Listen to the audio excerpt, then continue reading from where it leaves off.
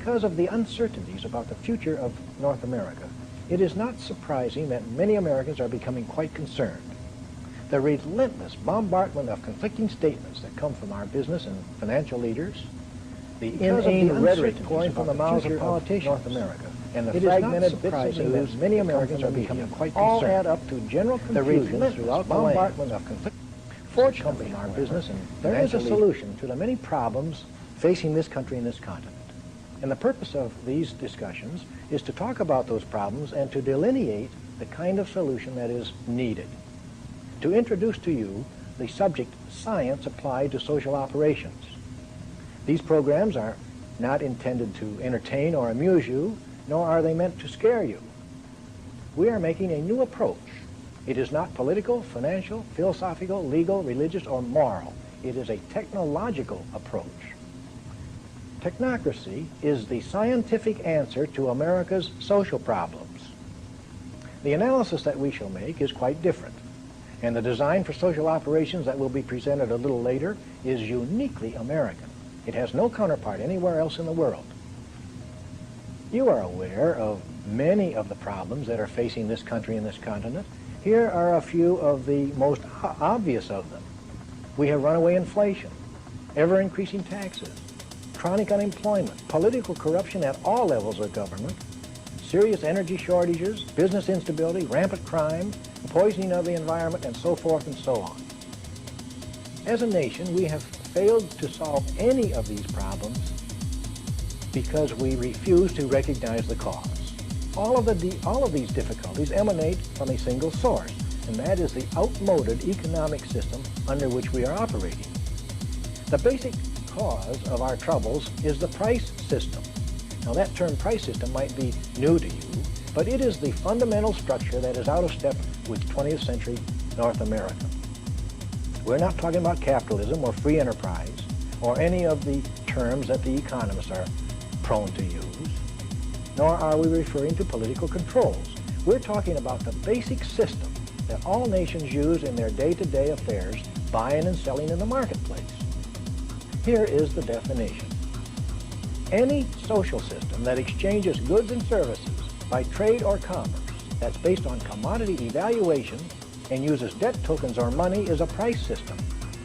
And today, all nations, regardless of what political ideology they may hold, whether it's democracy, autocracy, plutocracy, monarchy, socialism, communism, fascism, or whatever, you name it, all of them operate within the framework of a price system. Every one of them buy and sell goods in the marketplace, and they all use money in one form or another. Price systems everywhere, past and present, have two basic requirements. There must be scarcity, and there must be growth or expansion. Now, in the past, these two conditions were met in the United States, and the price system did work moderately well. Scarcity was needed, of course, to establish value or price, and scarcity was a natural phenomenon. In the development of this country and in the westward movement, there was plenty of room for growth, and we certainly did grow. Today, however, these two conditions are very elusive, and the price system is running into much, much trouble. Scarcity has been abrogated by the advent of technology, and in the absence of scarcity, there's just less growth. We have reached a point in our national development where we can produce more of everything than we can consume, so expansion just isn't needed. In the price system, money or debt is the lifeblood of the system, and therefore it is necessary to continuously create new debt to validate the existing debt. So our financial manipulators are always seeking new ways to justify the creation of additional debt. Now, to better understand the present social instability, we should review the principal physical events that have led up to the current mess in which we now find ourselves. And to get a better perspective, let's establish a time reference.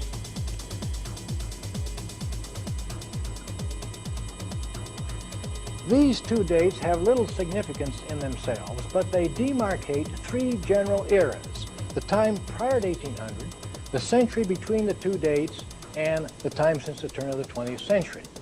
We are going to add many more details to this chart, But to begin with, we will state positively that prior to the year 1800, North America was a low-energy civilization.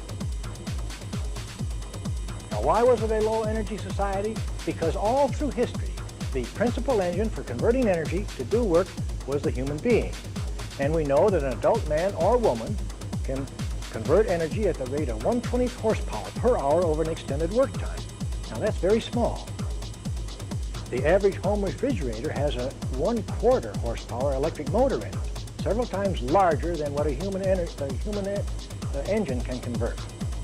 But in spite of this low rate of energy conversion, all through history, 98% of all work done was a result of human toil. The other 2%, because it came from sources outside of human muscle power, we call it extraneous energy. And as you well know, it came from draft animals, horses and oxen, or crude water wheels and windmills. Because the human engine was limited, the output from that engine also was limited. And therefore, no matter how many people were on the job or how long they worked, from dawn till dark, they could never produce quite enough. There were always shortages. Therefore, prior to the year 1800, every society was locked into conditions that we call scarcity. Let us put the two factors on our chart, the 98% and the 2%. If we consider this line to be 100% from bottom up to the top, the 2% extraneous energy line would be close to the bottom, something like that. And the 98% extraneous or human energy line would be up near the top. If we were to extend these two lines backwards from the year 1800 backwards, no matter how far you want to go, they would remain straight and parallel. There would be no ups, no downs, which means that throughout the 7,000 years of recorded history, and for untold centuries before that, every society was locked into what we call a social steady state. That means that there was no change in the rate of energy conversion, no change in the way of doing work to produce goods. There were changes, or there were various events that happened, of course. Cultures flourished and cultures disappeared. There were political upheavals, wars, migrations, droughts, floods, plagues, and so forth. But there was no change in the rate of energy conversion, no change in the way people produce consumable goods, and scarcity prevailed everywhere. If ever a few people did enjoy a decent standard of living, it was always at the expense of the many, who existed at a bare subsistence level. Some individuals glibly talk about how wholesome life was in the past, ignoring the fact that all through history, perhaps 95% of all people were either peasants, serfs, or slaves. Even as late as George Washington's time, the majority of our people were either slaves or indentured servants. Now, just prior to the year 1800, a very significant event occurred.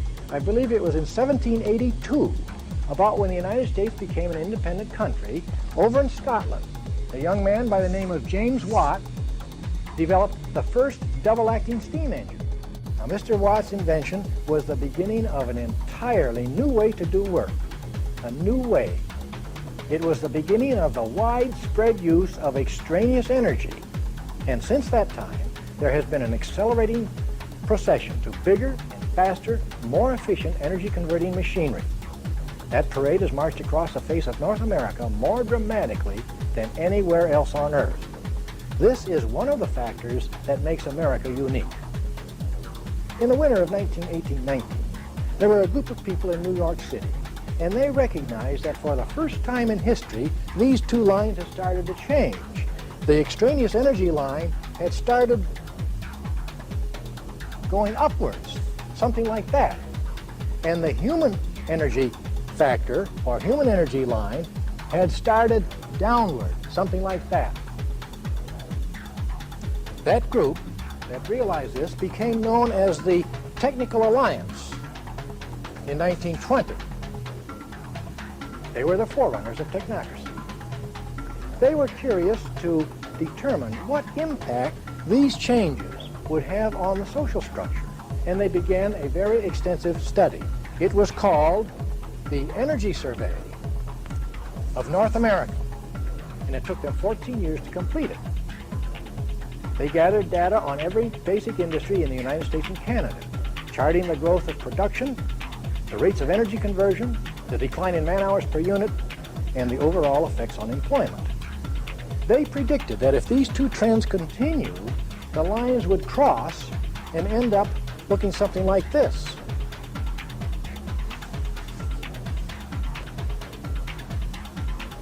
The Technical Alliance were probably the first ones to recognize that we had evolved from a low-energy society to a high-energy society.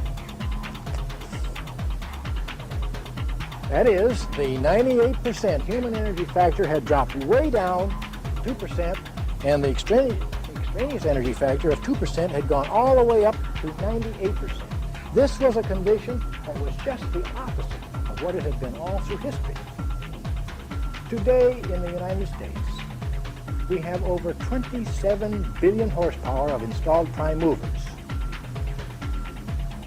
Now that might have little significance to you, but consider the magnitude of this change in this way. Prior to the year 1800, it is doubtful if any society ever had an energy conversion of more than 2,000 kilogram calories per person per day.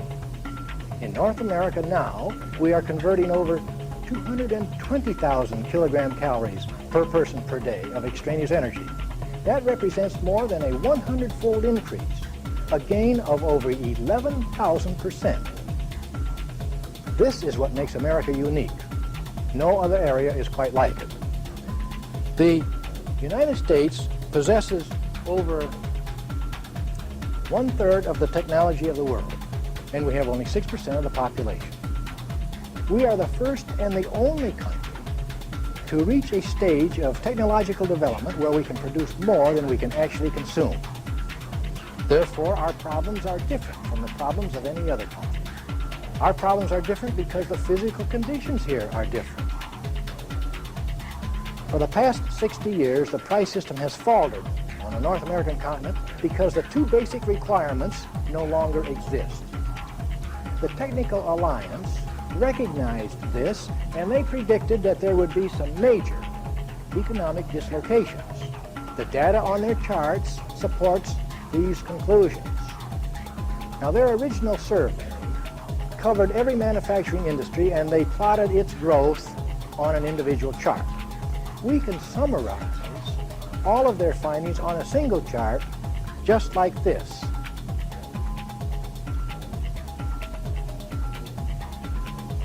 This chart is a composite of all of the individual charts made by the Technical Alliance. As you can see, it is entitled Irreversible Trends Shaping, or that Shape America's Destiny. There are going to be 3 curves on this chart, and they show the long-time trends. The many small oscillations of the curves have been smoothed out to show those trends.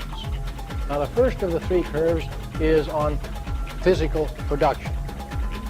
And you'll note that from 1830 to 1900, that production was rather low and the growth was slow. Then it moved into a period of rapid growth. This was due to the installation of more and more energy-converting machinery and the greater use of extraneous energy. So from 1900 to about 1930, there was a rather spectacular growth in physical production. The growth was about 7% per year, compounded each year. That represents an exponential type of growth, which means that the rate of growth each year was greater than the rate of growth of the preceding year. That went along for about 3 decades. But as nothing in the physical world can grow at an exponential rate indefinitely, a leveling off was inevitable, as shown on this part of the curve. Now, the second curve is somewhat different. You might say that it is a negative form of growth because the line goes downward.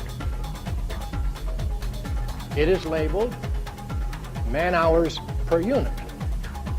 A man-hour, of course, is one person working 1 hour regardless of his task.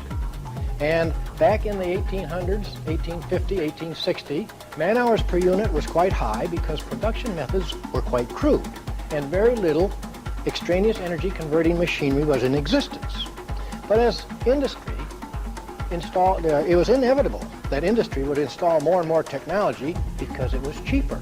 You see, a kilowatt hour will do the work of 26 man-hours, and it costs only a few cents. Therefore, as the curve indicates, as more technology was installed, man-hours per unit drops very radically. The trend is always toward fewer and fewer man-hours per unit. It is never going to reach zero, but it tends toward an irreducible minimum. Now, in the 1980s, we have a should have a very happy situation, very high capacity to produce and an ever-declining need for human toil. Now, this would be just great for everybody if it wasn't for the interferences of the price system. You see, in the price system, labor also is a commodity that is bought and sold in the marketplace. And the third curve shows us what happens to labor, and consequently, what happens to purchasing power.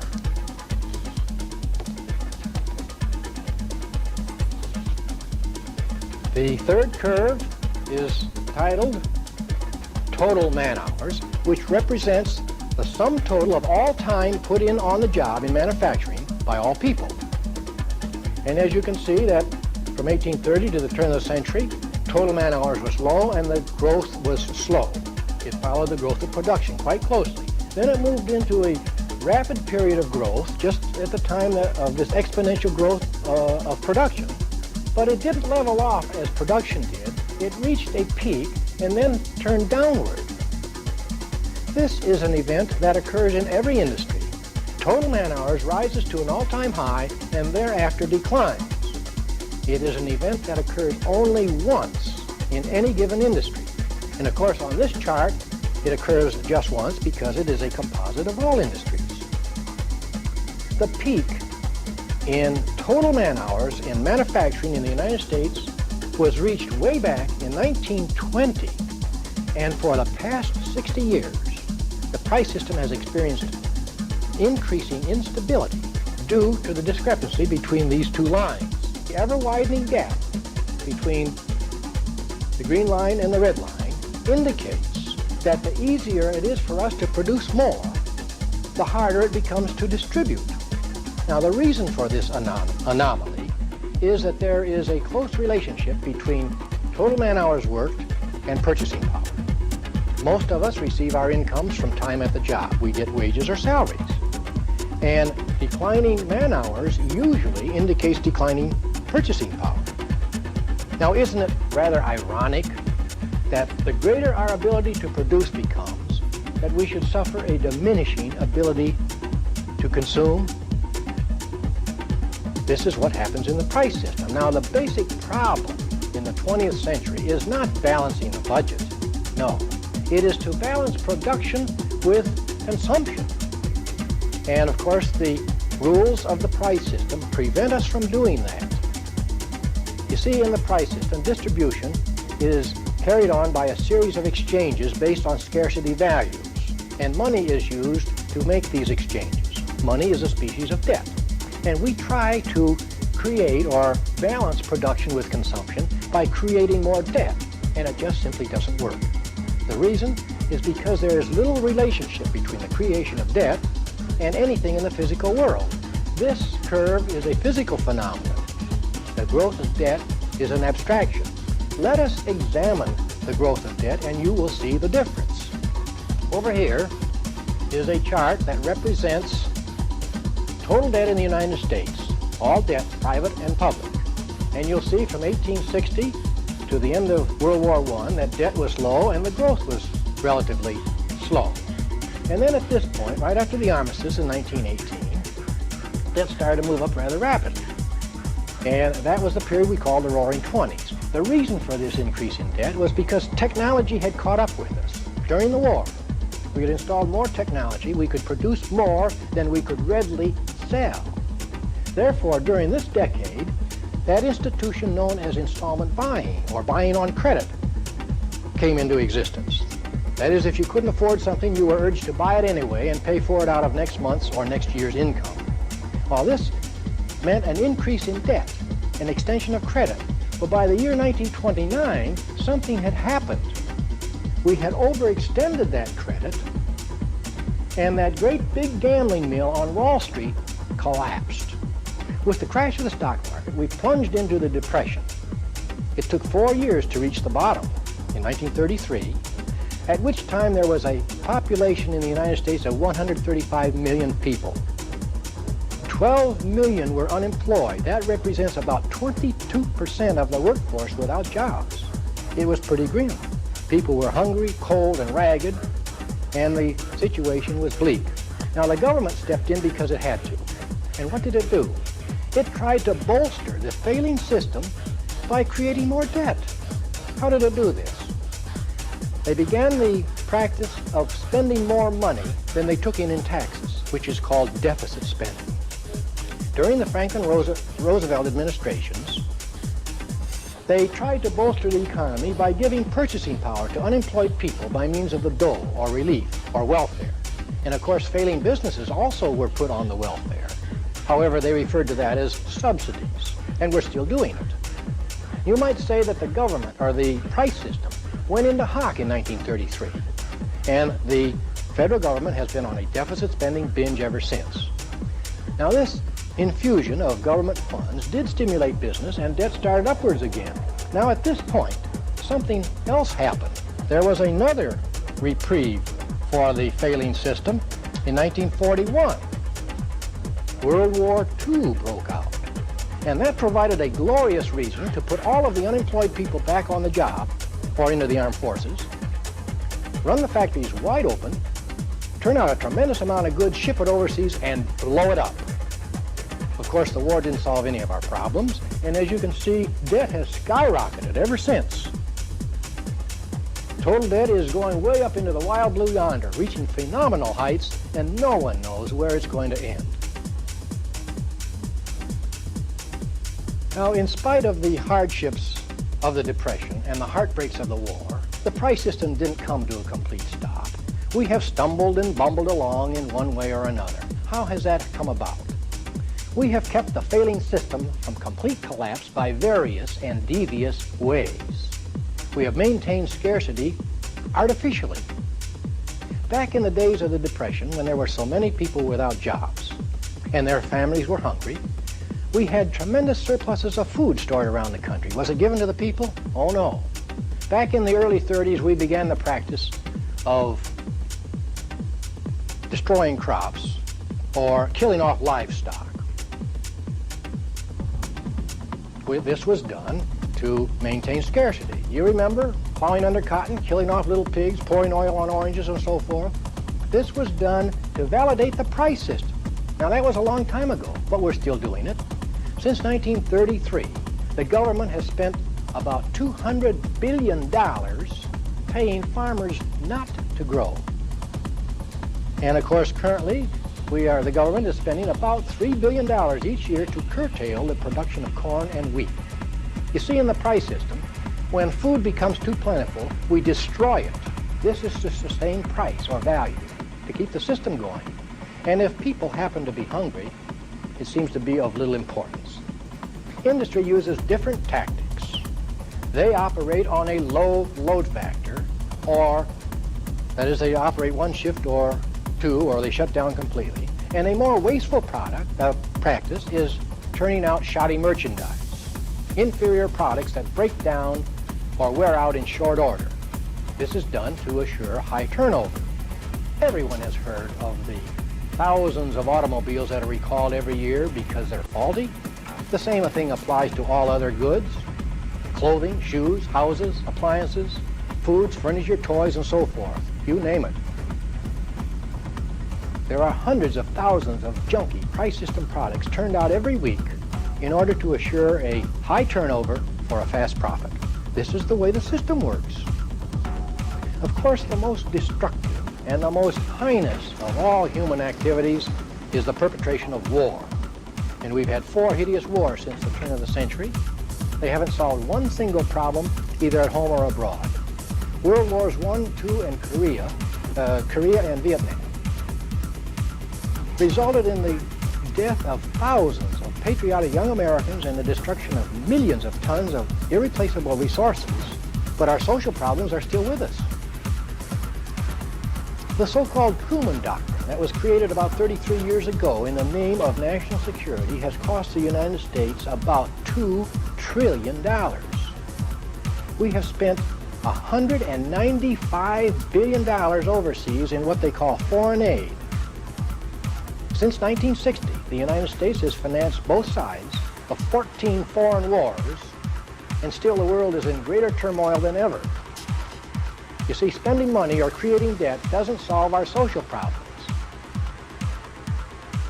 Up to this point, we've been talking about symptoms of a failing economic order. The price system, born of agrarian culture, with hand tools and human perspiration, and all of its scarcity values, is incapable of managing affairs in a high-energy civilization. At the beginning of our program, we said we would examine some of our problems and we would also offer a solution. Now, to find that answer, we must make a new approach, seek a new idea, employ a different technique. And technocracy is a new design for social operation that is based upon science. It is the vehicle by which we can move into a new era for better living. In our next presentation, we are going to examine the system of energy determinants. Technocracy's design is based on energy measurements. We will talk about the overall design and discuss some of its details. You'll find it quite interesting. We hope that you can be with us. I thank you.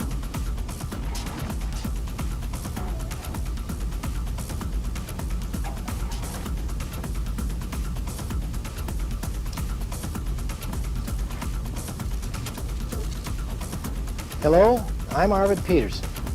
In our last presentation, we reviewed the principal physical events that have occurred during the 200 years of our industrial history. The early stages in the use of extraneous energy were mentioned, and it was pointed out that the scarcity values of the price system were a natural result of hand tool production and human toil. The Industrial Revolution that began in England and then spread to Europe eventually crossed the Atlantic, where in America, technological advancement soon surpassed all of that in Europe. We also reviewed the problems and the paradoxes that exist today due to the conflict between the rapid advancement of technology and the immense growth of energy-consuming mechanisms on the one hand, and the long-established customs and folkways on the other hand. And it is the resolution of this conflict that must take top priority if we are to continue as a high-energy civilization in North America. Now, in the past, we operated mainly as independent productive units.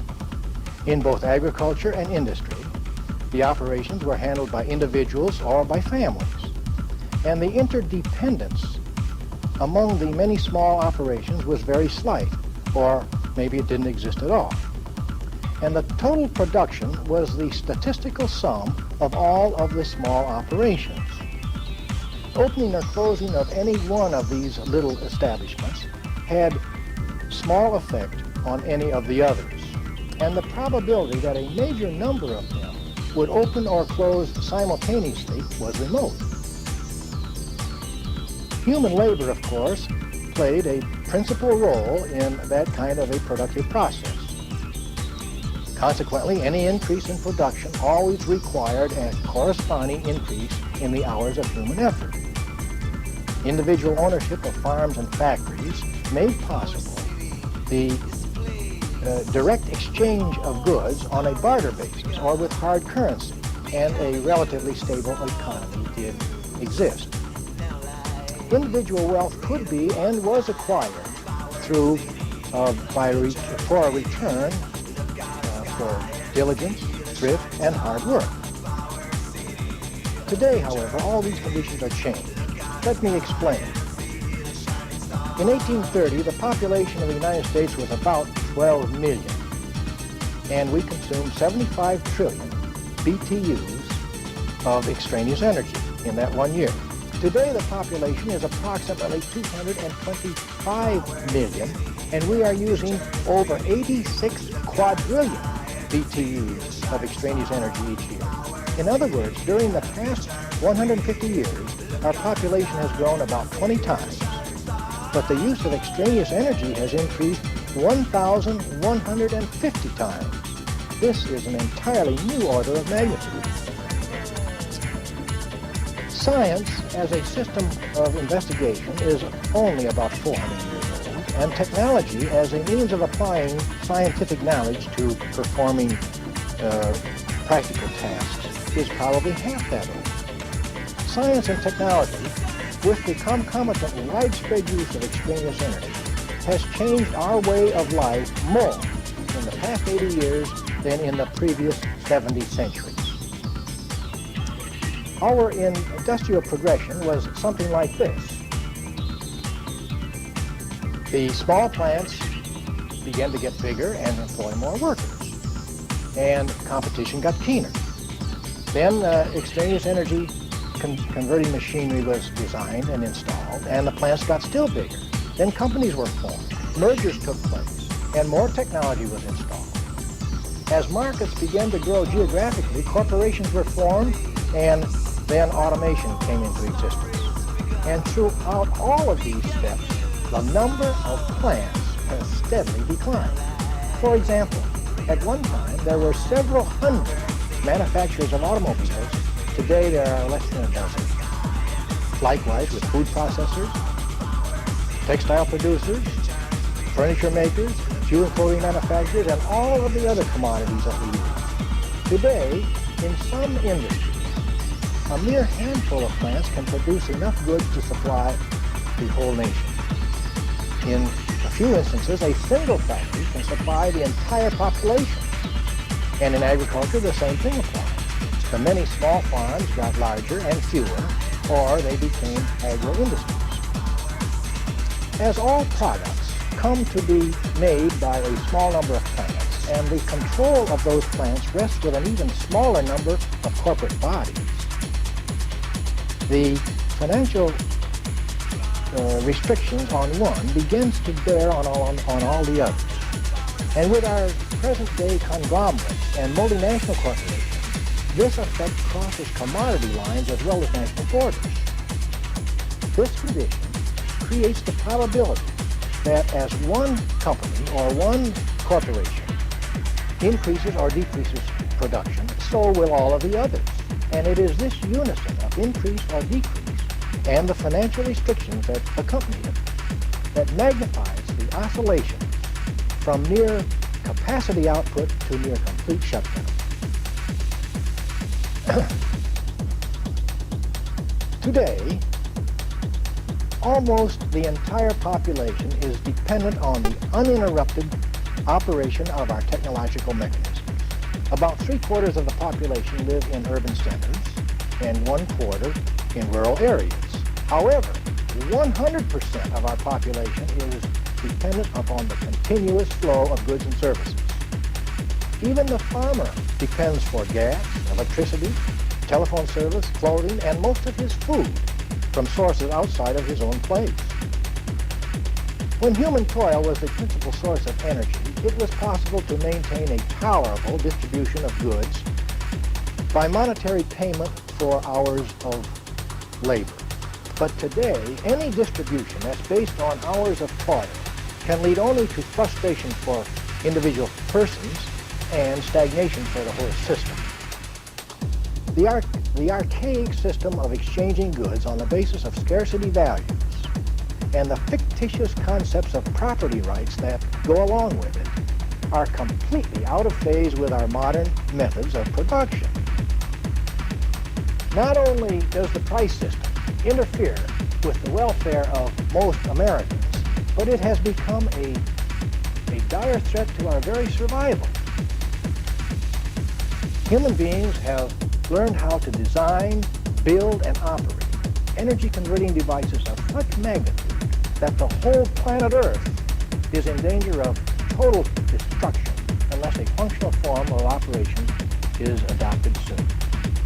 Now, the complex of circumstances that have just been summarized forms the basis of our current economic and social problems. And ironically, it contains the essence for the solution. Technocracy's design is a scientific approach to human affairs. It is based on the proposition that all phenomena involved in the functional operation of a social mechanism are measurable. The common denominator for all activities is energy conversion. Everything that we produce, transport, and consume requires energy degradation in some way. Nothing in this physical world occurs without the consumption or the conversion of energy. And energy, of course, is measurable.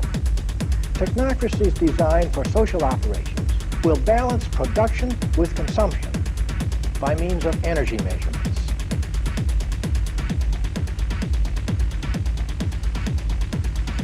If the American people stop sitting on their brains, if they wake up and face the reality that a functional form of social mechanics is the only means by which we can survive, where would we start? We start in North America because it is here that this idea was conceived. And North America is all of the water area and the landmass from the northern rim of South America all the way to the North Pole. And it includes the islands in the Caribbean, Bermuda, and Greenland, and it extends all the way across to the international date line on the west. Now, this area was not chosen arbitrarily. This area meets the specifications laid down by the physical requirements for function. This area has all of the essentials: the mineral and energy resources, sufficient fresh water supply, climatic range, installed technology, and trained personnel to operate a high-energy civilization into the indefinite future. This is the minimum area for the maximum efficiency of operation. It is the minimum area that can become self-contained and self-sufficient.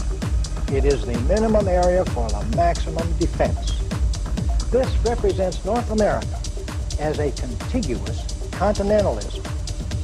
Now, if North America is where we start, how should we start? Well, the first thing is to inform the American people of the need to abolish the price system.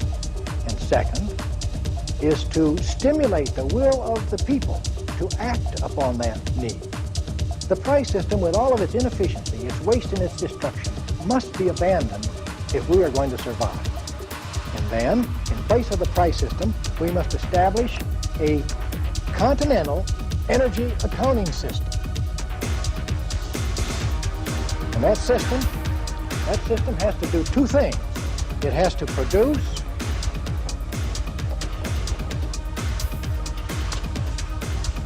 and it has to distribute.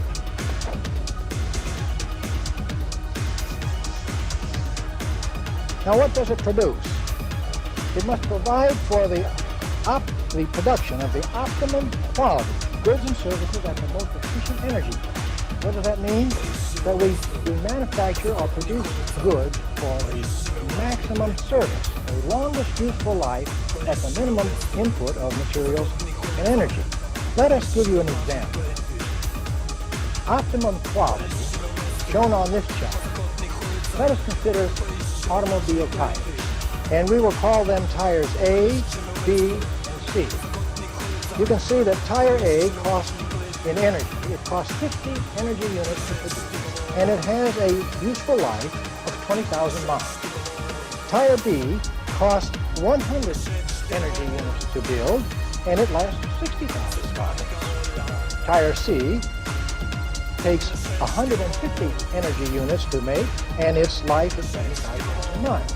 Now, it's quite obvious that tire C is the best tire because it runs the longest and the most miles. However, tire B is the optimum. Why? Let's look at this column. Miles per unit of cost. Tire B runs 600 miles for each unit of energy of its cost, whereas tire A runs only 400 miles per unit of cost, and tire C 500 miles.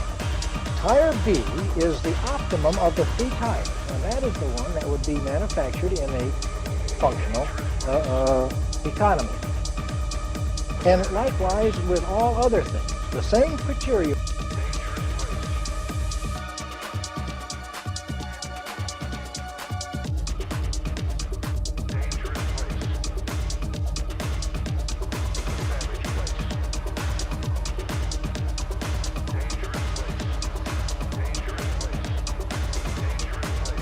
Now, with the elimination of the price system, and in the absence of debt,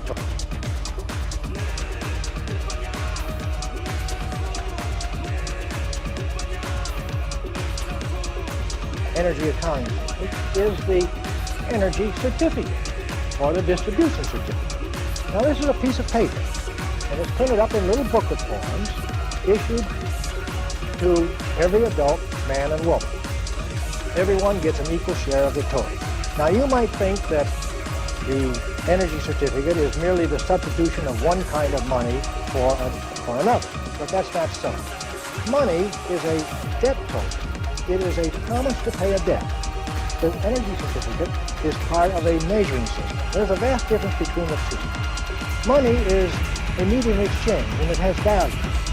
The energy certificate is a medium of distribution, and it is used for measuring, and there's quite a difference. Let's consider how they differ. The certificate is issued for a specific time period, and then it is canceled. Not so with money. The certificate is issued to a specific person, and only that person can use it. Money, by the way, or otherwise, is negotiable by anyone. The certificate identifies this person or the holder. It tells who you are, where you are, and what you are. Money doesn't do that. The certificate also records when you made your last purchase, where you made it, and it even describes the item that you bought. Money doesn't do any of those things. Now, the certificate also is part of a 24-hour inventory control. Money isn't. The certificate helps to maintain a supply of stock on hand at all times, and it's an integral part of the system for planning production schedules. Further, it is a guarantee of security because it is issued to every person, male and female alike. Not so with money. The certificate is issued to everybody as a right of citizenship, and no one can deny you that right. There are many interesting features to the energy certificate. For example, let's consider how the use of this would affect crime. We are told in the price system that by the police, by the judiciary, and the criminologists, that most crime is committed for money, reasons involving money. Maybe 95% of it is committed for that reason. The certificate would probably eradicate most of that kind of crime for a number of reasons. First of all, it's issued to an individual.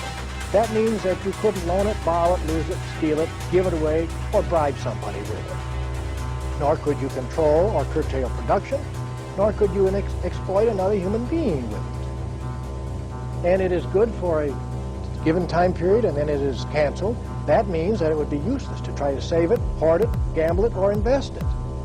In other words, all you can do is spend it, and you must spend it only on things that you yourself can consume.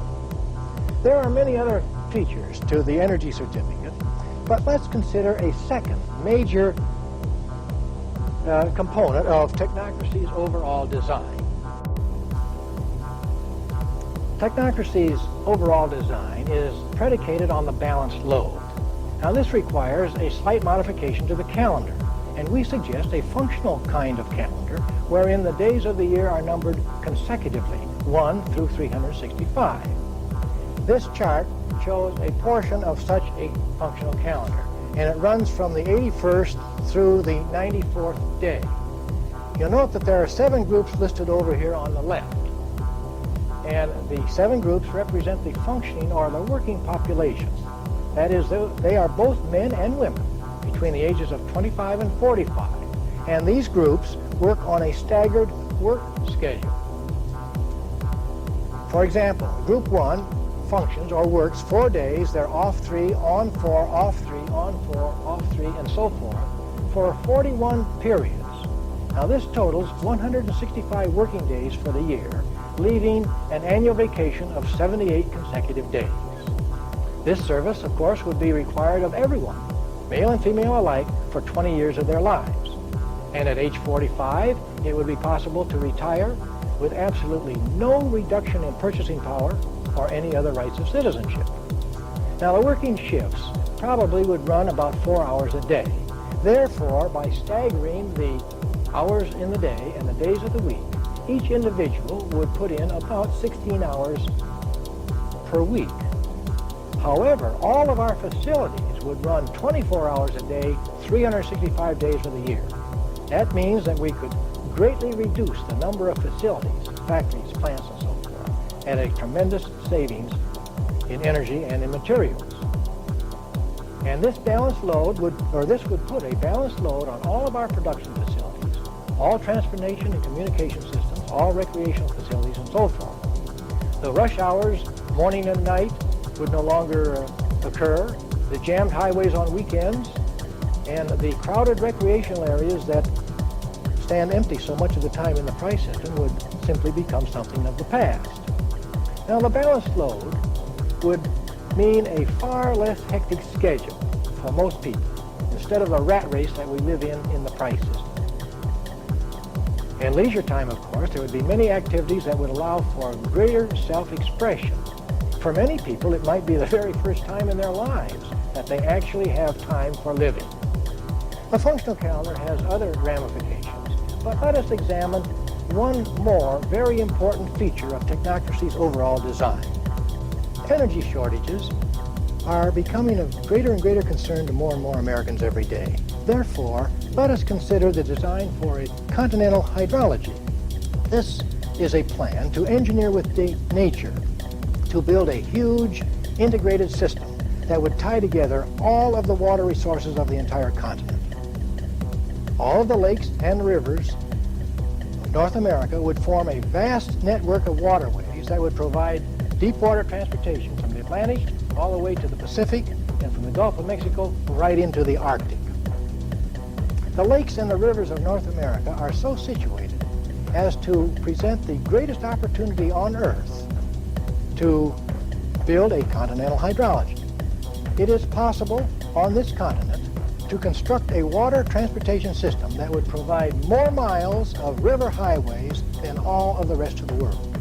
There would be two main transcontinental systems, one across Canada and one across the United States. On the chart are shown the many interconnected rivers and lakes. And to build this hydrology would require the construction of a number of high dams at the proper places, of course, and to drill some huge tunnels of perhaps 20 to 30 feet in diameter through some mountains. But this is an entirely new concept to handle water on a continental scale. And of course, modern hydraulic lift locks would have to be built. These would be capable of raising or lowering 65,000 tons, a height of 400 feet in only 15 minutes. Such a continent-wide system would also include the design and construction of self-propelled barges of about 25,000 tons capacity each. And the barges would be interchangeable. Therefore, when they're coupled together, 2 wide and 6 long, making up a marine train of 12 units, they would have a capacity of 300,000 tons. These marine trains would become the backbone of the new transportation system of North America, carrying freight to every area of the continent. And we might mention also that these trains could be designed or modified so as to carry classrooms and dormitories on their top decks. This would provide the means by which young people during their educational years could travel the length and the breadth of North America, and they could see for themselves firsthand how America works and plays. Water transportation is by far the most economical of all forms of transportation. Let me give you some comparisons of cost in energy. To move 1 ton, 1 mile, it takes about 41,000 British thermal units of energy. To do it by airplane, it costs 2,400 BTUs to move 1 ton, 1 mile by truck, 720 BTUs by railroad, and only 450 BTUs to do it by waterways. So you can see water transportation is by far the cheapest in energy costs. Conversely, another way of stating these energy comparisons would be this. 1 gallon of diesel fuel will move 1 ton 3 miles by airplane, 50 miles by truck, 180 miles by rail, and over 300 miles by water. So you can see water is by far the most economical means of transport.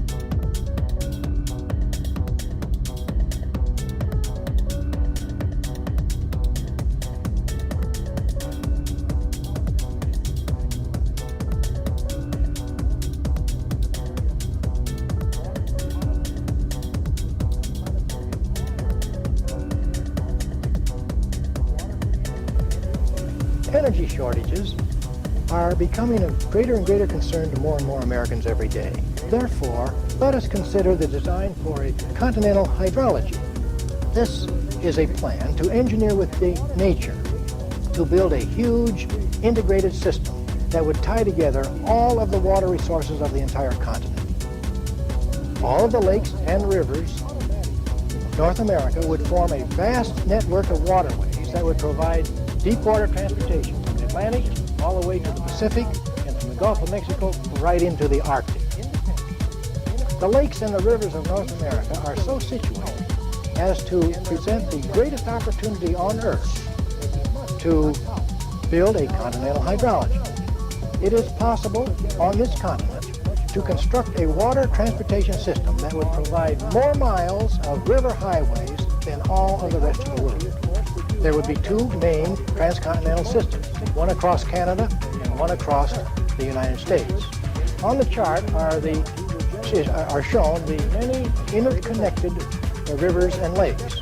And to build this hydrology would require the construction of a number of high dams at the proper places, of course, and to drill some huge tunnels, perhaps 20 to 30 feet in diameter, through some mountains. But this is an entirely new concept to handle water on a continental scale. And of course, modern hydraulic lift locks would have to be built. These would be capable of raising or lowering 65,000 tons, a height of 400 feet in only 15 minutes. Such a continent-wide system would also include the design and construction of self-propelled barges of about 25,000 tons capacity each. And the barges would be interchangeable. Therefore, when they're coupled together, 2 wide and 6 long, making up a marine train of 12 units, they would have a capacity of 300,000 tons. These marine trains would become the backbone of the new transportation system of North America, carrying freight to every area of the continent. And we might mention also that these trains could be designed or modified so as to carry classrooms and dormitories on their top decks. This would provide the means by which young people during their educational years could travel the length and the breadth of North America, and they could see for themselves firsthand how America works and plays. Water transportation is by far the most economical of all forms of transportation. Let me give you some comparisons of cost in energy. To move 1 ton 1 mile, it takes about 41,000 British thermal units of energy. To do it by airplane, it costs 2,400 BTUs to move 1 ton 1 mile by truck, 720 BTUs by railroad, and only 450 BTUs to do it by waterway. So you can see water transportation is by far the cheapest in energy costs. Conversely, another way of stating these energy comparisons would be this. 1 gallon of diesel fuel will move 1 ton 3 miles by airplane, 50 miles by truck, 180 miles by rail, and over 300 miles by water.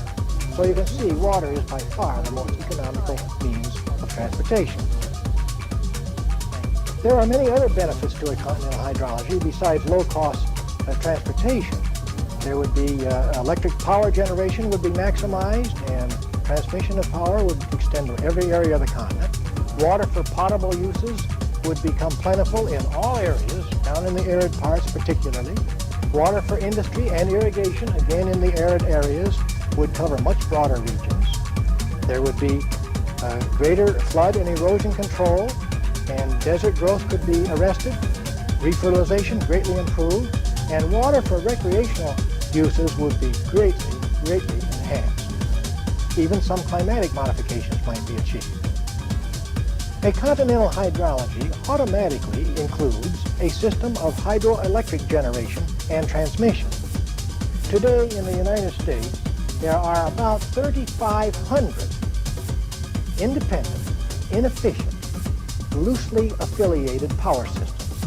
And their main objective is making money, not power. Now, a continental hydrology would make possible the generation of much, much more electric power and transmitting it all over the continent. The hydrology, of course, would use all presently installed equipment, which is mostly 60-cycle, three-phase alternating current. We would, using the hydrology, would generate current with present equipment at generator voltages, and then it would be stepped up to 1 million volts AC, three-phase, and converted to direct current.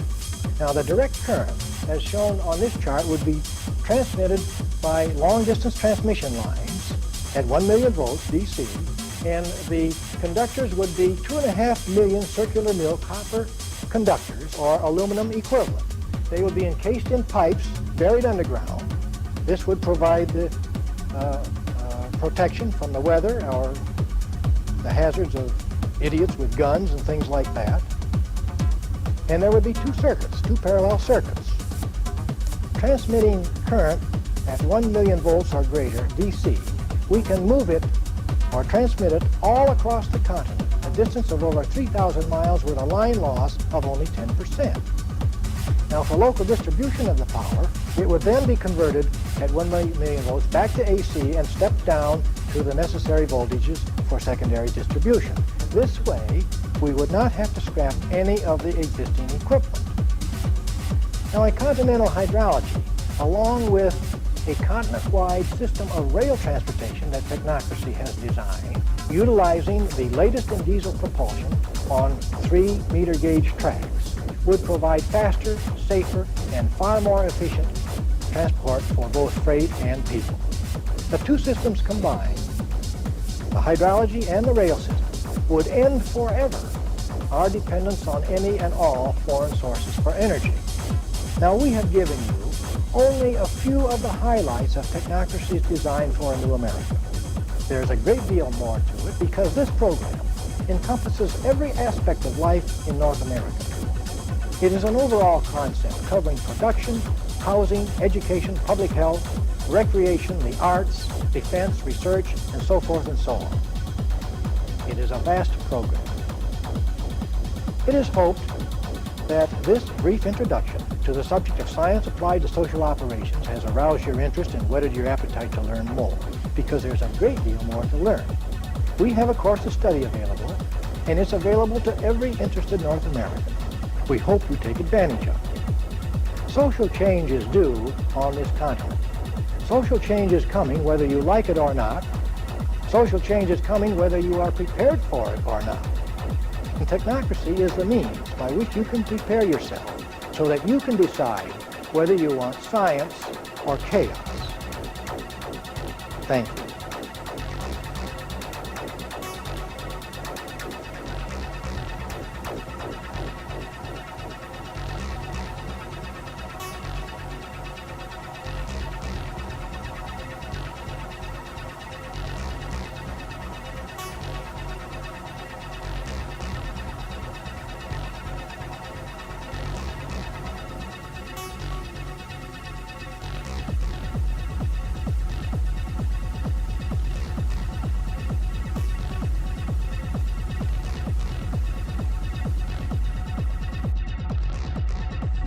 There is no such thing as a new joke. All jokes are based on, I think, 4 is the presumed basis. There are no new songs. They are all variations on old songs that were written 300, 500, 1,000 years ago. Now, Technocracy, from what I've been able to understand, is a plan that is a completely new dimension of thought. You're going to have to convince me that there can be a completely new dimension of thought. And as soon as you do that, then I'm probably on your wavelength. Well, that's great, Bob. We appreciate the opportunity of trying to convince you.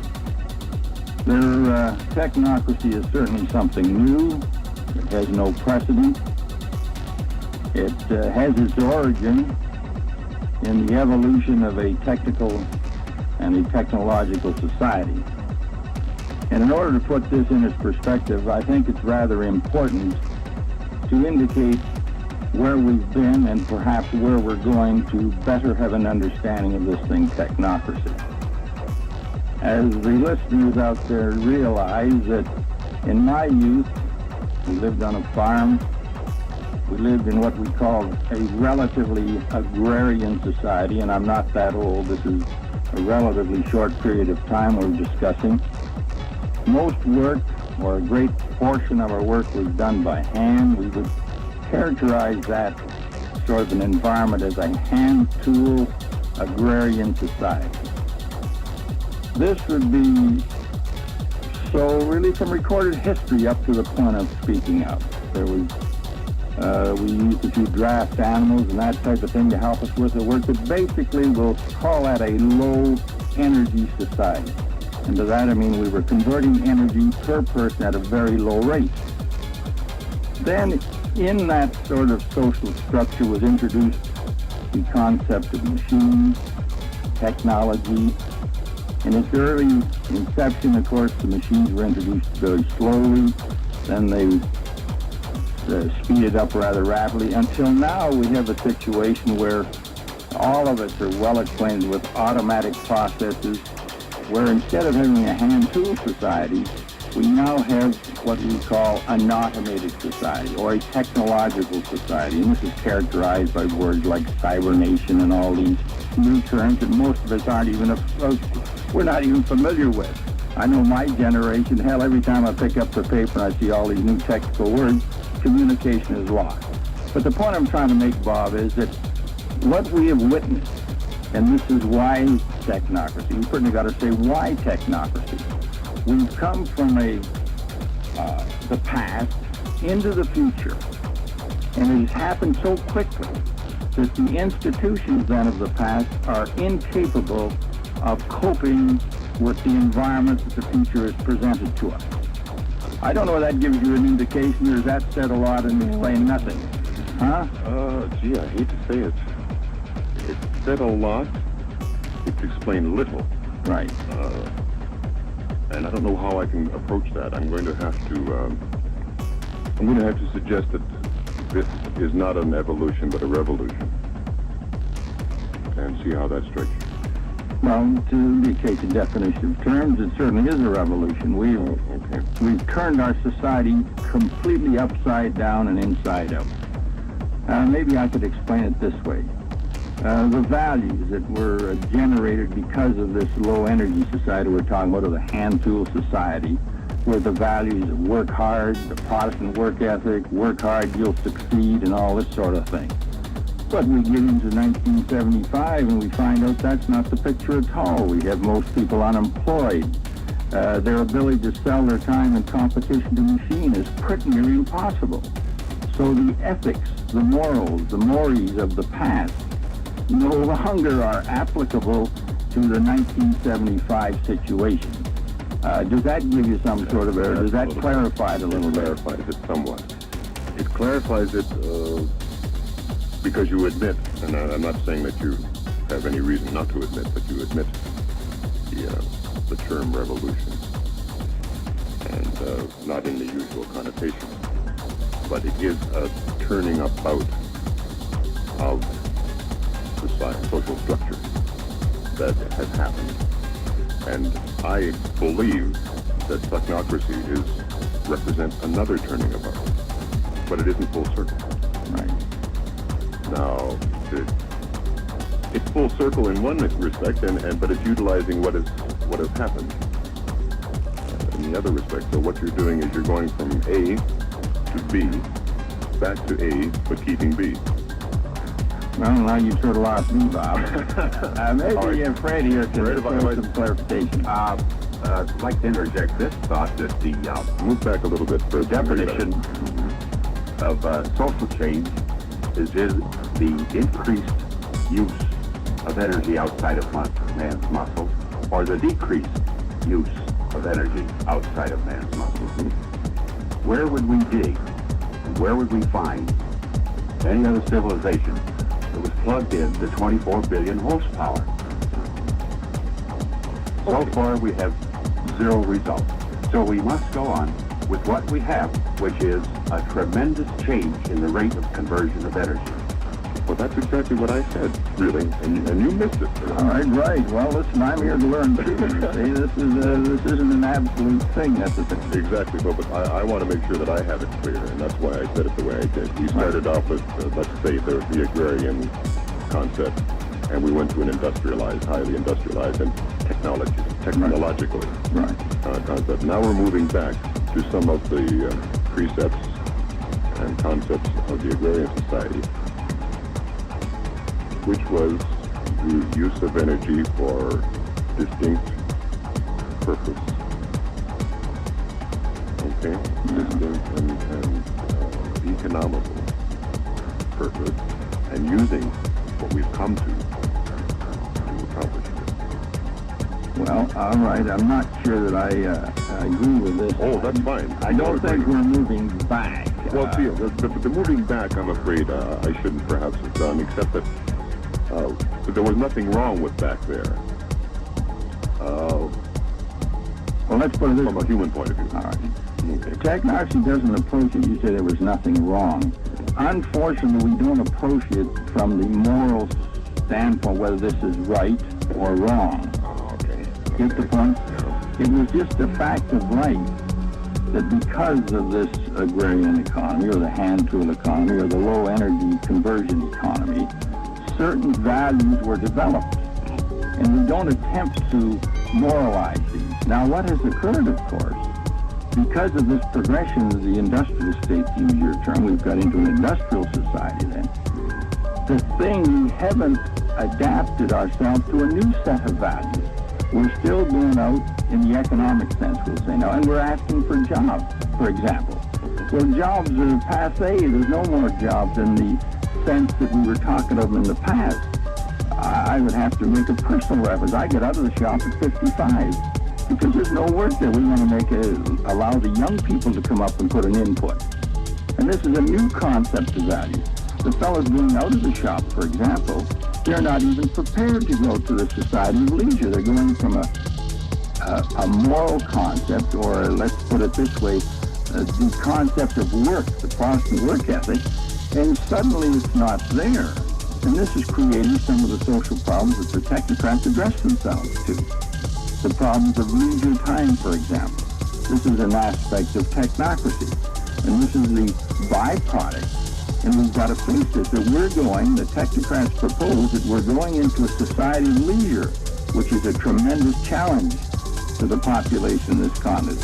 You know, we'd slough it off and say, well, sure, I can adjust to leisure. It isn't quite that easy.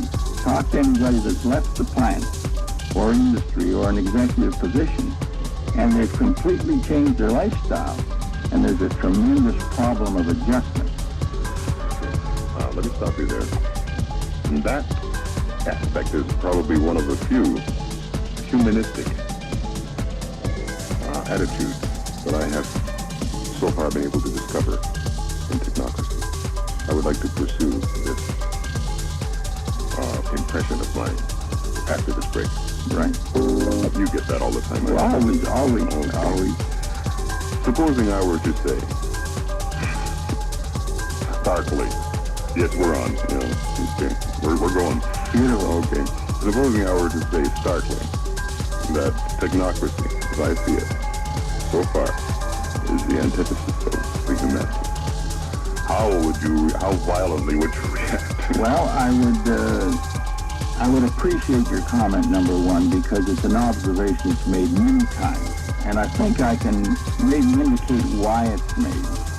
Because of the nature of our social problems today, the energy shortage, the resource depletion, the environmental problems, and this type of thing, we take an engineering approach to the solution of these things, and unfortunately, we emphasize the solution to physical problems. But as you get into the design of technocracy, the participation in solving these problems on the part of the total population only involves 4 hours a day, 4 days a week, retirement at 45. I'm now telling you the ultimate design of technocracy. And this is engaged in the physical environment, which tends to be cold, the antithesis to the humanities, as you say. But once you get this base, and a corollary of this, then you go into this culture of leisure. Now, when you do this, then, the arts will flourish. Your freedom is maximum, provided you don't interfere with anybody else. We don't care if you jog down the river, you get out and paint, and humanity, for the first time, I shouldn't say it for the first time, but for a great, the order of magnitude would be tremendous, will be allowed to flourish because the base is there. There's no sense, if you don't have your food, clothing, shelter, and all the physical things, which are given to you by the technicians, the technology, the resources, the hard sort of sciences, the others can't flourish. Now, I don't know whether I make the point, but you can see why, and this is a criticism that the technocracy people always get. You're so damn materialistic, and you're hard, you're cold, and all the rest of the terms. And while in actuality, we're really not, because we're going to create, we're not going to create, conditions are now going to be, for the first time, where we can have and develop the humanity. We can get to know our brothers. Today, we know them because we want to rip them off. I mean, unfortunately, that's the type of society we live in. When I meet you, Bob, well, what the hell can I get out of Bob, sort of a deal? What business is he in? Maybe I can get a promotion, or maybe I can sell him some real estate. Okay, when you eliminate those requirements or those attitudes, or if you create a new environment, I don't know whether I'm making my point. You're doing fine. Then the humanities will flourish, the arts, the music, the literature.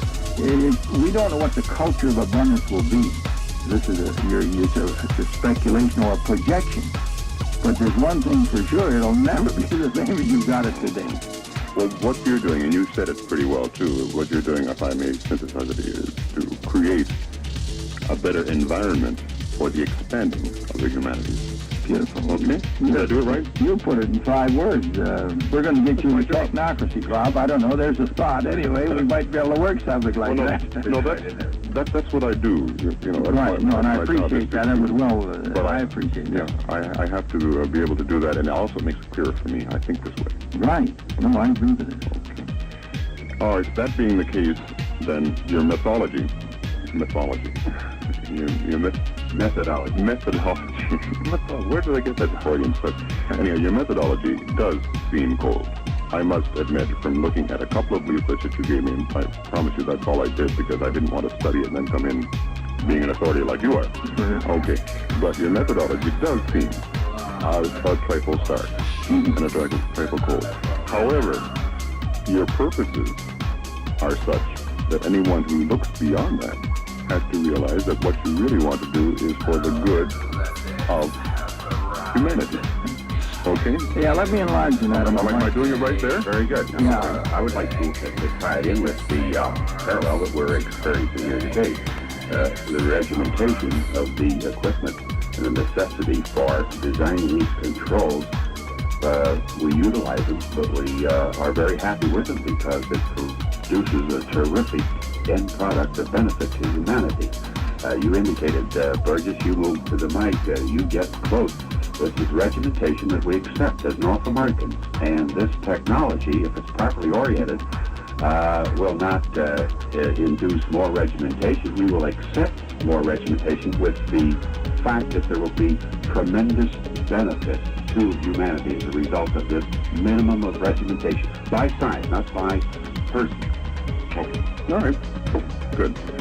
We're going to have to get you to get over there a little further because you're getting muffled, and I want to, but we got you. I think we got what you said. All right. Now, I don't know where to go from here because you answered about 8 questions.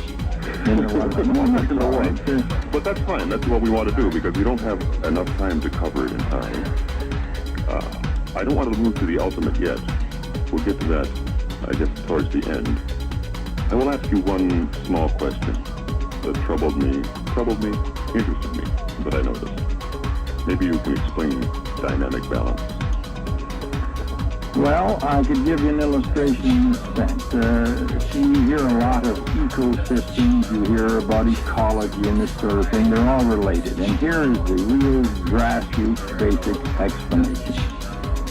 Dynamic balance means that where all energy, number one, comes from the sun. I'm going to try to give you a closed system. If we enclosed a bunch of grass with a fence, and we got the energy from the sun, the dynamic balance would be, in that simple illustration, would be the grass blades using that energy and reaching a level that they can't get anymore, and all those blades of grass would be in balance fighting for the energy from the sun. Now, I'm going to go one step further, maybe we'll clarify it or maybe confuse it, I don't know.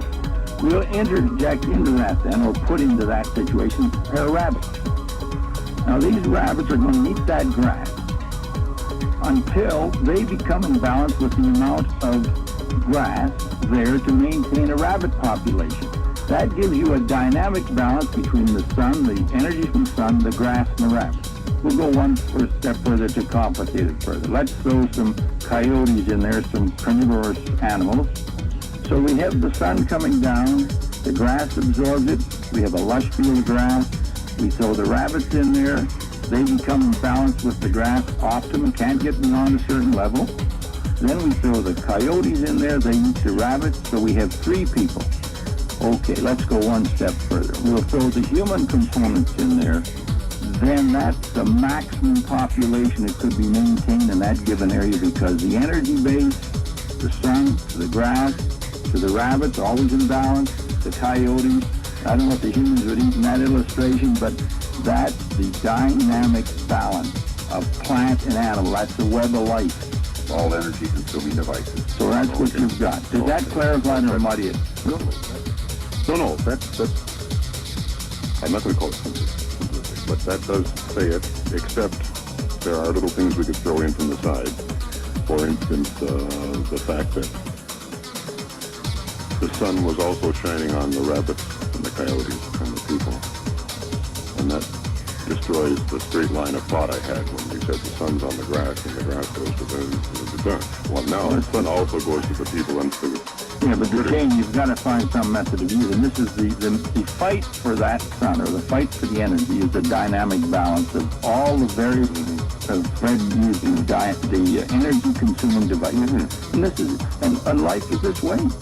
Well, see, in total.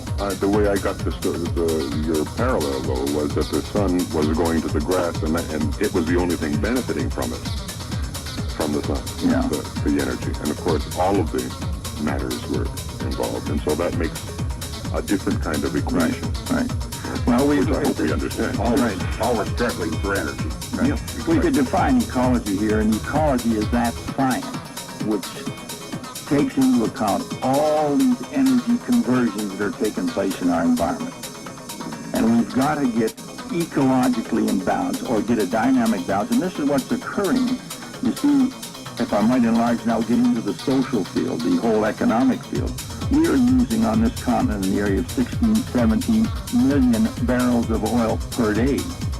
It took many years for that process to get whipped around and turned inside out to get deposited in the earth. Now we're using that at that tremendous rate, and our lifestyle depends on its continued use. And this is the reason technocracy. We can't continue to use, and we've got to understand the dynamic balance to understand our social problems. And this gets into a little more depth, but technocracy is a dynamic interpretation of social phenomena that we don't want, but all it is taking into account these various factors. And Fred, maybe you could enlarge on that, or I don't want to... It's you want fine. to make the point? Yes, you did, but I want Fred to enlarge on that in a moment. But I'll tell you what, I think perhaps so far we have put the cart before the horse. And in enlarging on the subject, after we take a short break, Fred Burgess on technocracy. All right, the dynamic balance we've tried to explain in simple terms. But now, as I said, we did have the cart before the horse. I do think we should talk in, I suppose, general terms into what the precise, how can we do that? Talk in general terms about what the precise objectives of technocracy are. Now, not the technocracy state, which is the what do you call that? Technate. The Technate. We'll get to that later. Let's talk about where we're going first, and then we'll say what we'll have when we get there. Right. Okay. Well, the reasons, let's say, for technocracy's existence at this point in time, that we find that we're on a sort of a collision course, and we're not really in the sense that we're do good, and although the end product would be a do good end product, but we point out that the collision course we're on, the rapid increase in the use of resources, the rapid increase in the social disintegration, could create conditions that will challenge the very survival of man. Now that sounds rather extreme. It does. But as you get into the actual conditions that the course we're on, you'll find that it's really not that extreme. At least the technocracy analysis would indicate it's not that extreme. It's a statement of fact, in other words, and can be verified by anybody that wants to make the necessary, do the necessary research.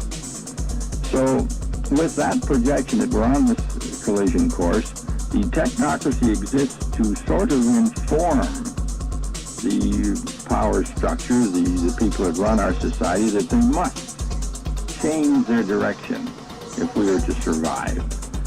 And then the technocrats have assumed the responsibility of informing the public of these facts that they have dug out, what must be done in order to sort of salvage our society.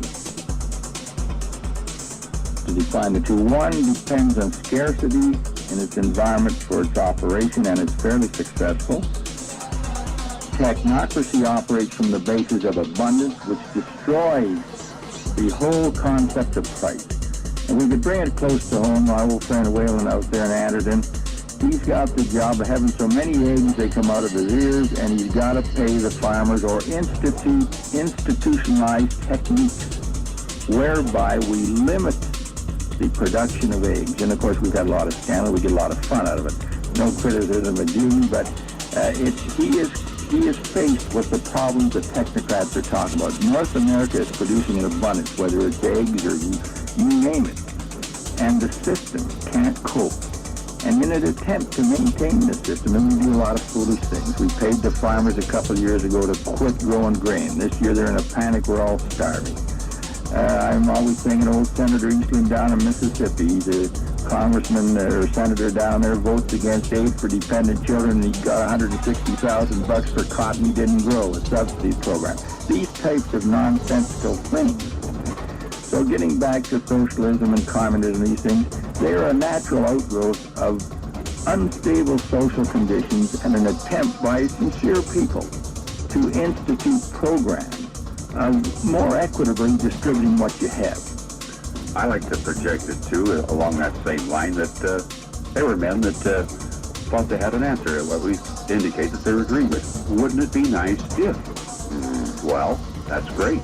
Wouldn't it be nice if we had utopia? But we never had the engine for burning the energy for twisting raw materials into the goodies of life fast enough. Now, wouldn't it be nice if we would subdivide this scarcity and be nice people? There's no such thing as subdividing the scarcity and being nice people. But along came the technocrats, developed the technology, and created an abundance. And you can only do one thing with abundance, is consume it. What keeps going through my mind? I'm not going to ask that. I don't even want you to comment on it. Except that I think we can deny it now, in case anyone else has been thinking of George Orwell. Right. Well, of course, we can deny it. Right, definitely. They always take a crack at society to that area. Do they? Or whatever. Oh, yeah, very much so. Okay, I thought it would occur to other people too. Oh, well. But 1984 is closer than we think, for one thing, and I don't see any signs. Okay, we'll leave it. But we do have to take a break here, and I want to get back to the final state, which you do not call utopia, which ruined one of the questions I was going to ask you. You don't call it utopia, fine. Let's see what you do call it after this break. It's foolish to call it utopia. Although it may be. I don't think it's so foolish to call it utopia. It's just that people use that term. Plato didn't mean what people mean now when they say utopia. I'll just throw that in. Right. Okay. But let's be practical and not use like a word that can connotate into something that it doesn't mean. Tell me about the state once achieved, and that will explain a lot. Right. Well, the most important thing in a Technate, and this is a term that the technocrats have used for their operation of the North American continent. It is a North American idea, and maybe we should just mention this a little, because North America is the only continent in the world as of today that has the resources and the technical development to have a Technate state. Just a fact of life.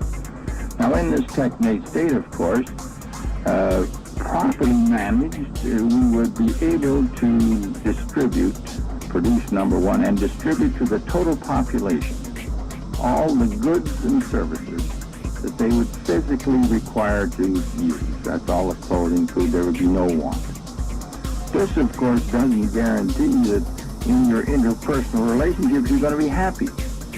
This is the important thing. Utopia, I think, sort of there's an implication there that you never have any problems and all this, you see. But in the Technate state, you're going to utilize your resources to its optimum use and plan for the future, and so then you would guarantee this abundance to everyone. Now, this naturally is going to develop a new culture of which the technocrats no way to project it. This situation has no precedent. And so there's the big question mark. You know, all the questions are going to come up now, I assume, from our listeners, and they're legitimate ones. What's this going to do? Are we going to get fat and lazy? Are we going to kill all initiatives? And what's the motivation going to be? And so you have all these propositions to contend with. But being, and I like to use the word sometimes, the technocrats are being referred to as social engineers, the people that deal in behavior and the relevant things with how we do things, why we do things, project that once you take care of all the physical wants, that we will adjust quite nicely and fit in and develop a beautiful culture. For example, I'm going to touch one thing. In the technocracy design, the Technate, when you give everybody an abundance, you immediately eliminate 95% of crime, because crimes are crimes of acquisition against your fellow man, 95%. Now, we're not changing anybody's behavior. We didn't make everybody good. We didn't start with a proposition they were bad. We changed the physical environment where crime becomes nonsense. As another thing, people say, well, you're going to run into this situation, people are going to hoard a bunch of stuff, okay, because we've been conditioned to scarcity. And I like Fred's example of air. There's three of us here in the studio. One of us isn't trying to breathe more air than the other person, and yet it's very, very fundamental to living. So our behavior patterns will change in direct relationship to that environmental change. An environment of abundance, then we're going to have a different culture. If we got it, we ain't going to steal it. That's the point. And that's different thing. Right. Did that sort of hit what you were looking for, Bob? Interrupt me. I have a tendency. I know you will. Oh, don't worry, I will. But as long as you're going on a line and explaining things, I'll let you go. Right. Let me throw something else in at you, though, because we're talking about the Technate as a fact. Right. Democracy. Word association. Democracy. I'd like to mention that. For the first time in the history of the world, you're going to have a democracy that had some meaning. For example, today you have the rather dubious opportunity or privilege of voting once every 4 years. You put an X on the ballot, opposite a name. You know none of his qualifications usually. You know none of the requirements of the job. And this might insult a lot of people, but you are putting a mark of illiteracy. You don't know what you are really doing. This is rather a real harsh statement. But in a Technate, the distribution mechanism serves a very important purpose. It's what we call an energy certificate. And I can associate it with a credit card. When I go to a consumer, as a consumer, to a distribution point and buy, say, a suit, that is my vote to have the technical aspect of a Technate to reproduce a suit. And this technique is the contribution of our director-in-chief and engineer to this new system. It is a feedback control where the total population are telling the technical people what they want. That's what we define as a physical democracy. I am stating as many times a day as I go to the store what I want. That is a meaningful vote. Yeah, you're voting every time you do something. Right. That is democracy as it really, and it can't be in a scarcity society because it's a fight who's going to get what. But in this new concept, the environment that we can create, then we have the base for the first time to have a physical democracy. And it's interesting. If people don't want to consume, then we don't have to produce. We sort of regulate our own activity. And this is very interesting also. We have a society today of conspicuous consumption because it's scarce. If I can go out and get a big caddy and these type of things, the big cars, I've arrived.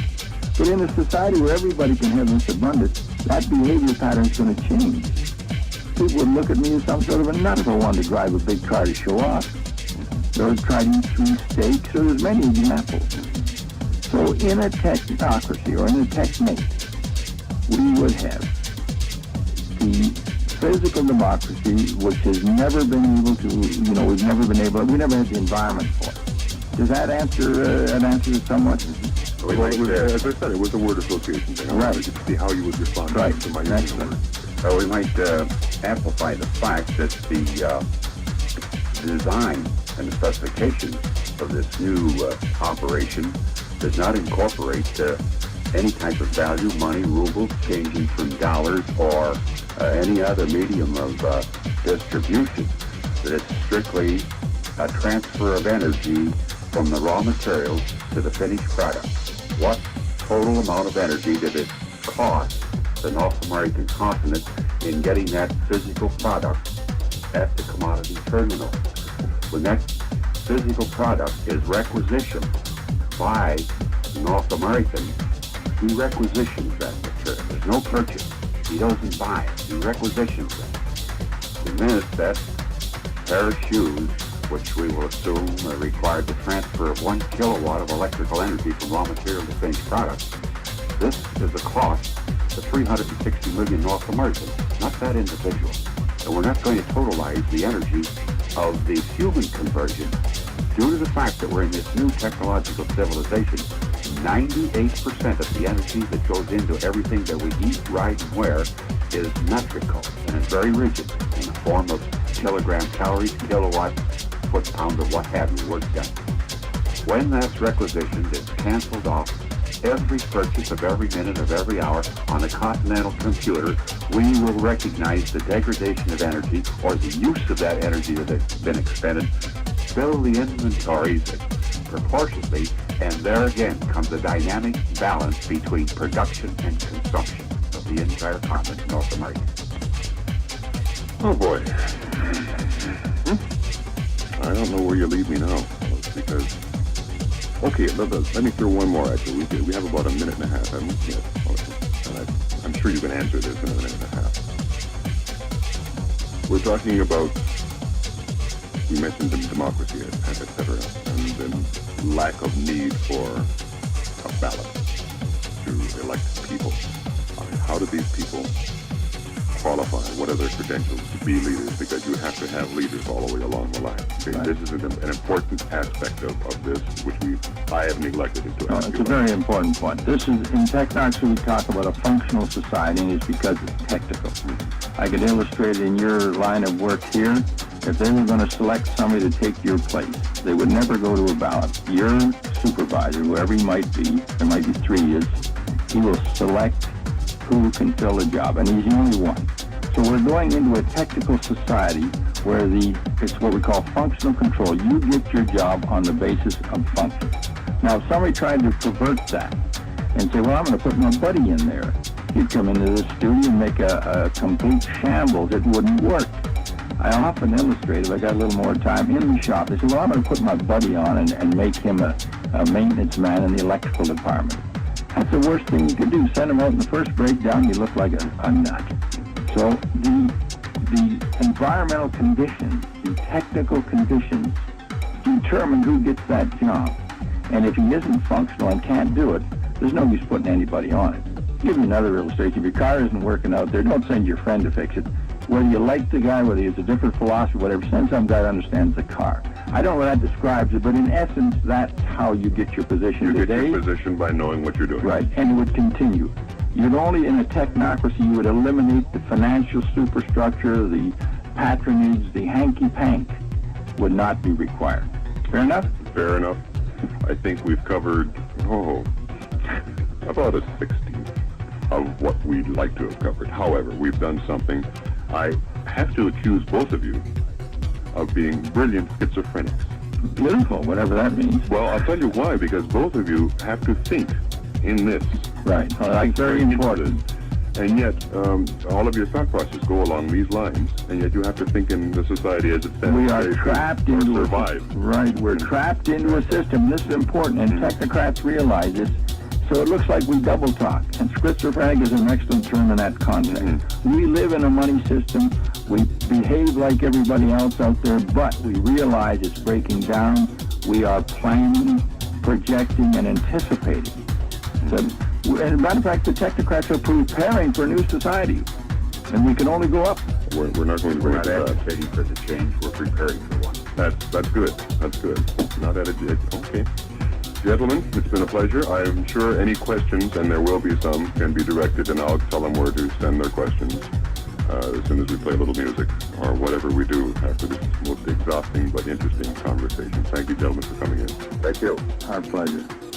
My guests were Leo Proby and Fred Burgess, and that address, incidentally, is Technocracy Incorporated, 782 Victoria Street, Windsor. The phone number 258-2570 or 969-5940. 5940.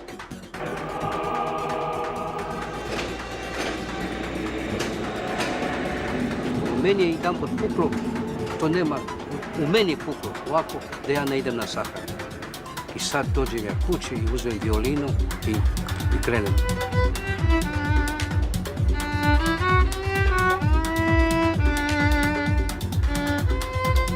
Ja sam htio da mu sviram njegovu pesmu, za svako dobro reći ovo kad mi pišeš Mila Mata. Jer on je pričao kad se vrati iz Rusije nije našo majko živo. Kad sam se vratio iz zarobljeništva 20. godine, ja nisam našao majku. To mi je bio najteži udarac u mom životu.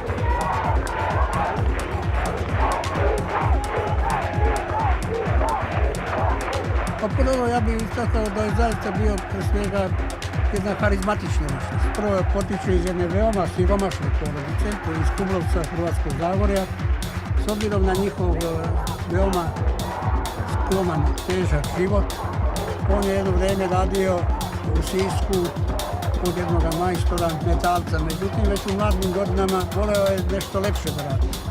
Tako da je poznat da je uglavnom sanjao da bude ili konobar ili krojač. Vidite, ja sam morao raditi od svoje 6. godine pa do danas. Ja sam prošao kroz sve faze jednog čovjeka koji je prošao kroz sve teškoće i 2 rata. U prvom sam bio vojnik, podoficir, a u drugom sam ja komandor. Ja sam bio 6 godina u zarobljeništvu, a prije sam bio u svijetu kao radnik, metalac, nisam bio kod kući.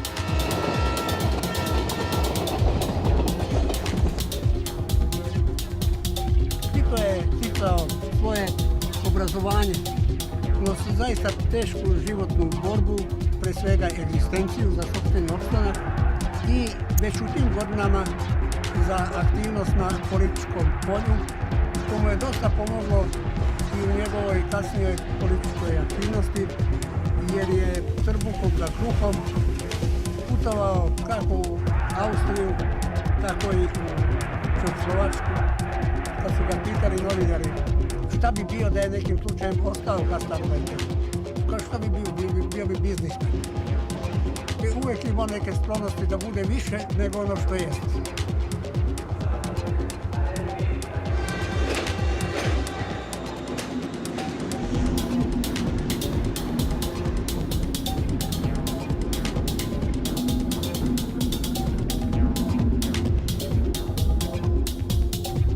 U ono vreme ste morali znati da imate i Boga i one pored njega, to su bili svi ovi rukovodni svijeci.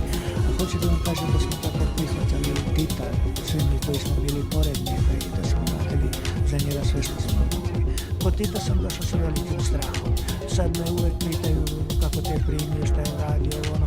Nije on primao nas. Ja sam spadao u grupu radnih ljudi, kako se ja sebe zvao. Ja sam inače po struci biohemičar.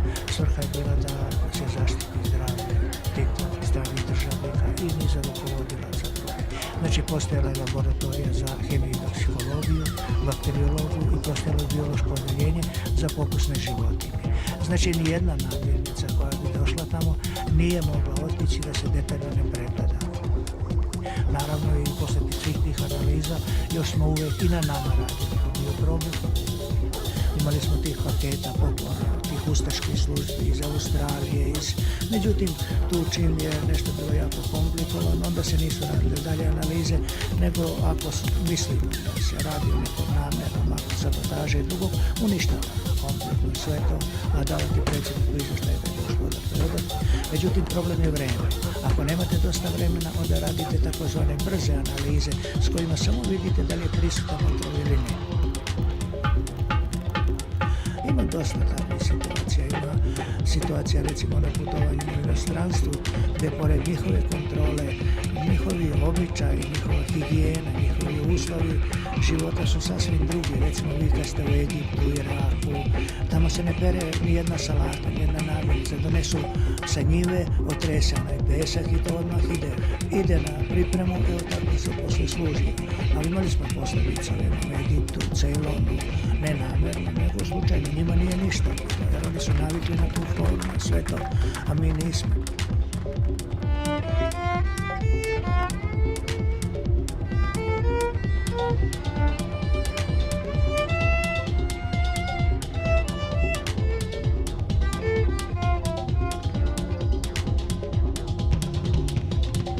Deset je bio vrlo elegantan. Tu eleganciju imao uvod. Pre nego sutrašnji dan dođe, ja uveč u 7 sati dobijem od ličnog sekretara aktivnosti Titove za sutra dan. Ja postavim modelo, on sutra ujutru kad ustane to odluče. Ako se radi da je poseta, bude doček, pa onda razgovori, onda drugo delo za razgovore, pa za čak treće odelo, popodne razgovori budu u 5 sati, to je već četvrto odelo i za večeru 5 odela u toku dana. To nisu bila obična odela, to su bila fantastična odela od najboljih štofova svjetskih proizvođača. Takvo odelo bi se davalo kada se prima predsjednik neke države. Dok kada su dolazili kraljevi, carevi, onda je predsjednik oblačio uniformu. Uniforme je najviše volio, on bi uzeo uniformu još ujutru. Ja sam znao reći mu, druže predsjedniče, pa program počinje u 11 sati. Ne smeta mi, kaže, dobro je i sad će obu. I kad bude 11 sati, ja donesem drugu uniformu, jer ona više uniforma stvarno nije za svečani čin. Da bi se pojavio već izgužvana, sedi sa svojim prijateljem, saborcima, popije kavu, čaj, pre nego što počne svečanost. Nikad mu nije teško bilo uniformu da presliči. Nikad.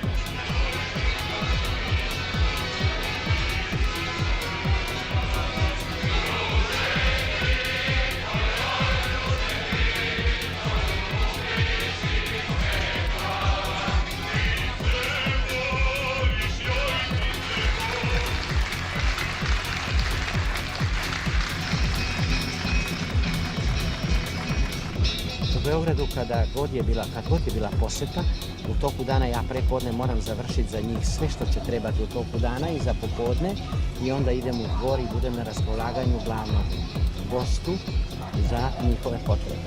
Tako da sam ne za sve državnike sveta. I kraljici Elizabeti sam radio i svi koji su dolazili u dvor. Tada su bile jako česte posete, znali su godišnje da budu po 12 do 14 posete šefova država.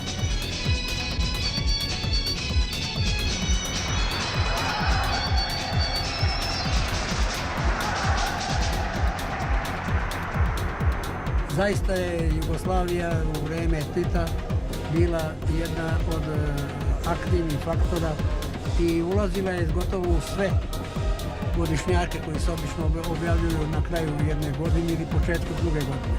Koje su sve čuvene i slavne ličnosti dolazile ili koje je Tito spominje i njega posebno posjećivao.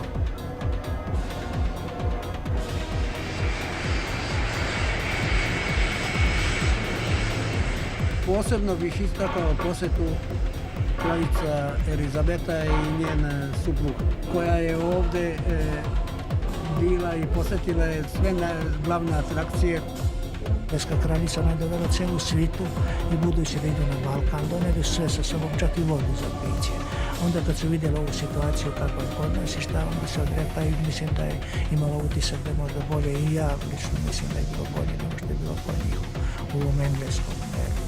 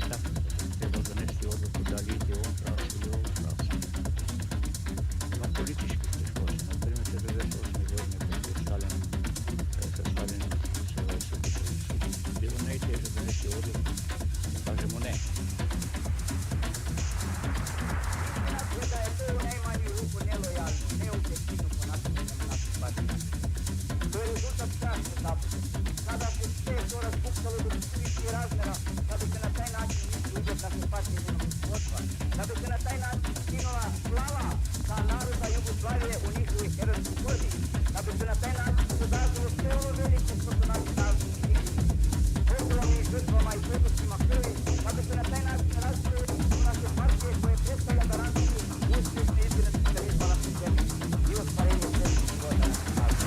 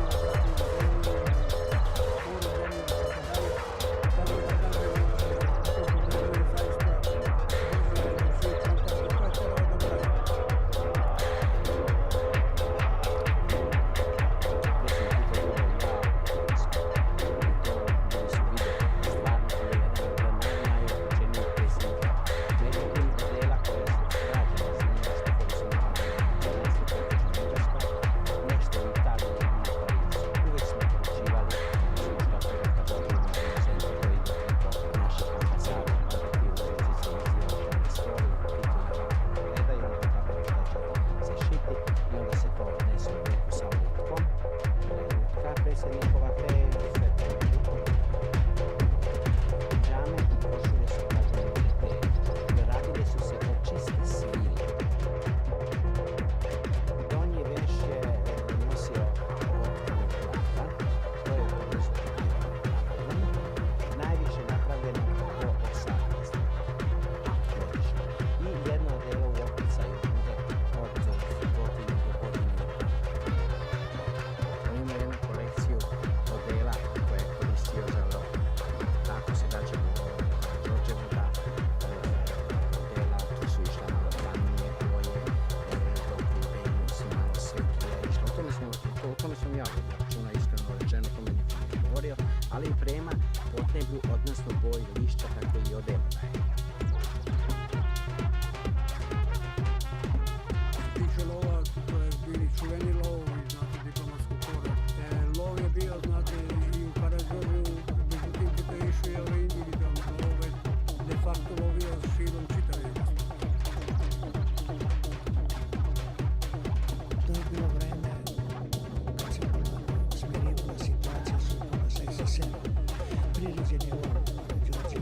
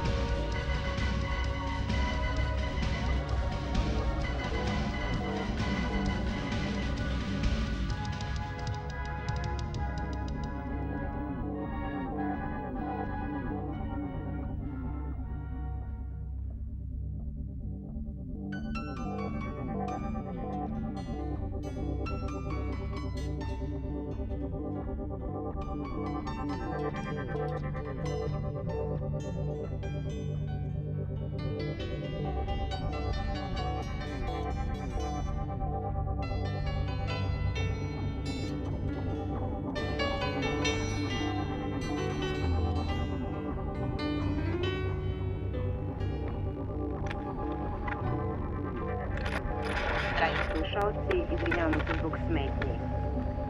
Naravno, imali bi još puno toga da kažemo, ali naša emisija se polako bliži kraju. Pre nego što nastavimo sa sadašnjim događajima naše nove Jugoslavije, evo jedne pesme samo za vas, za sve vas koji se sećate starih vremena. Želim vam prijatan dan. Godine su prošle pune muka, ginulo se za slobodu njemo, ili s pjesmom umjesto jalka. Druže ti to niti se kunemo, druže ti to niti se kunemo, druže ti to niti se kunemo, druže ti to niti se kunemo.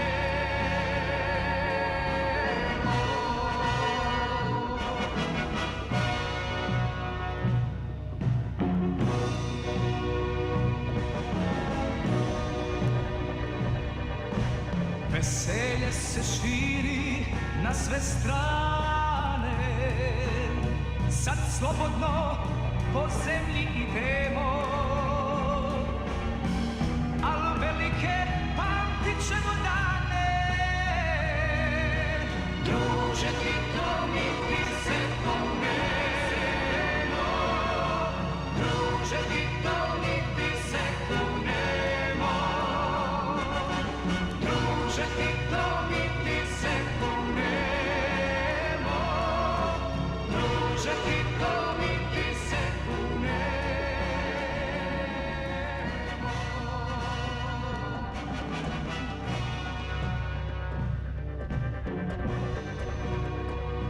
Drugovi, kada pogledamo na današnju Jugoslaviju, ona više nije ono što je bila, sasma drugčiji oblik, sasma drugčije lice i standard je daleko otišao.